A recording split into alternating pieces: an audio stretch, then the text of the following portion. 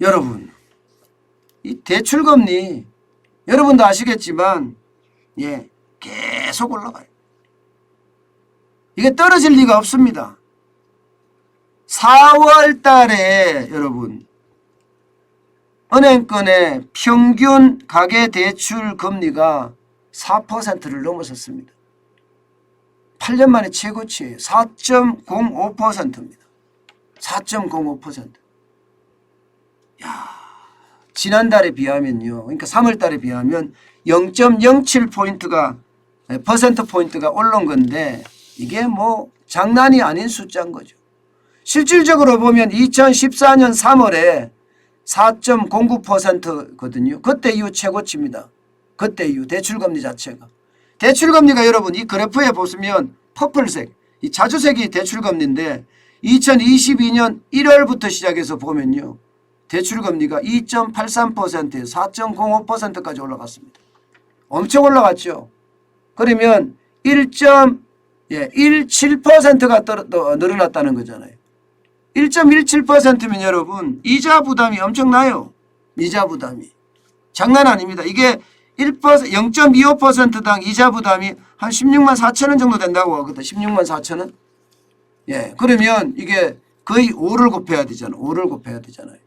5를 곱하면 한 달에 늘어나는 이자만 80만 원, 90만 원 늘어나는 1년에 늘어나는 이자가 80만 원, 90만 원 늘어나는 우습다는 거예요.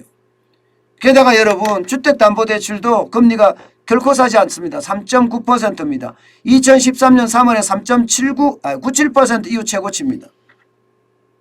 이거는 9년 만에 최고치죠. 9년 만에. 9년 만에 최고치입니다. 금리가 엄청나게 올라갔다는 거예요. 금리가. 이렇게 되면 연끌적 어떻게 될까요? 영혼까지 끌어모아서 집을 샀던 사람들 충격이 되겠죠. 주택담보대출이 저만큼 올라가니까요. 어디 그뿐입니까? 대출받아서 전세를 들어간 사람도 심각하고요. 대출받아서 집을 산 사람도 심각하고 지금 여기는요 여러분 패닉이라고 이야기해요. 패닉. 근데 이게 더 올라갈 거냐 앞으로 더 올라갈 거예요. 계속 올라갈 겁니다. 아마. 대출금리도 올라가고 주택담보대출금리도 올라가고 심지어 말입니다. 신용대출금리도 굉장히 많이 올라가요. 신용대출금리가 4월에 5.62까지 올라갔습니다. 3월에 5.46이었습니다. 대출금리가 이렇게까지 폭증하는 것은 결국 말해 폭등하는 것은요. 결국 이게 집이 없는 사람, 연끌한 사람 여기는요. 밤잠 이루지 못한다는 결론이 생깁니다. 이자 부담이 그만큼 크기 때문이에요. 이자 부담 진짜 장난 아닙니다. 여러분. 이게 그냥 우리가 생각해서 뭐 이자 부담 얼마 되겠어 이렇게 이야기하지만 여러분 보세요. 이게 0.25%포인트가 금리가 오르면요.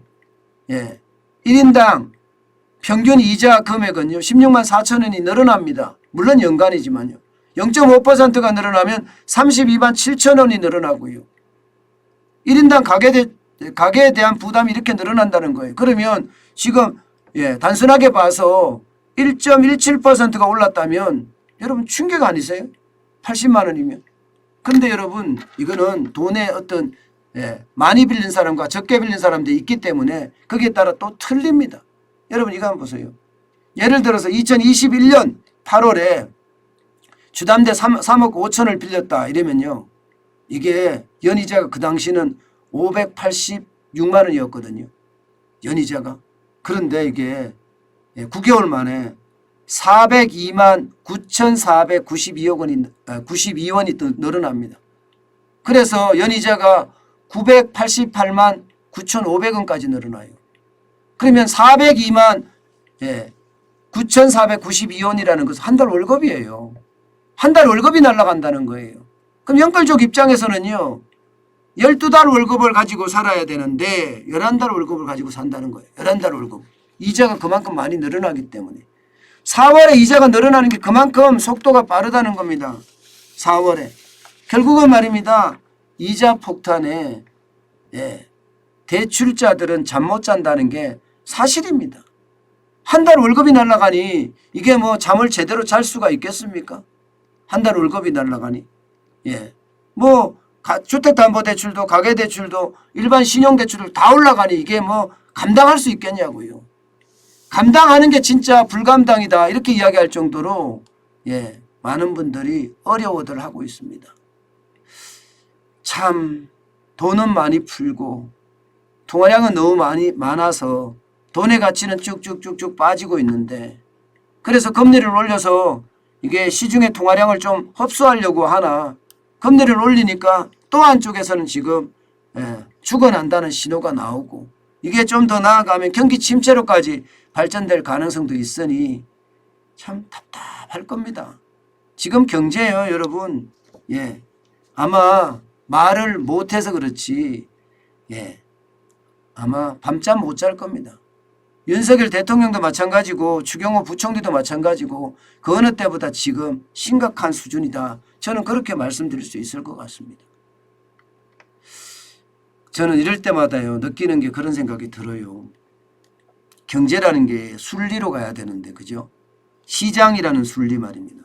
경제라고 가는 게 이념으로 가버리니까 이게 완전히 순리가 무너진 거예요. 그래서 아마 윤석열 대통령 5년 동안 이게 경제를 비약적으로 발전시키지 못한다는 이야기도 계속 나오고 있습니다. 왜냐하면 위기를 막는 데 급급하다가 5년을 다 보낸다. 이렇게 말입니다. 그만큼 말입니다. 요소요소에 시장이 무시된 순리, 다시 말해서 이념이 지배하는 경제가 너무 많아요. 오죽했으면 정치가 경제를 덮었다는 이야기를 했을까요? 예. 지금 그 덮여진 정치 다 걷어내야 되는데 그 시간이 굉장히 오래 걸릴 겁니다.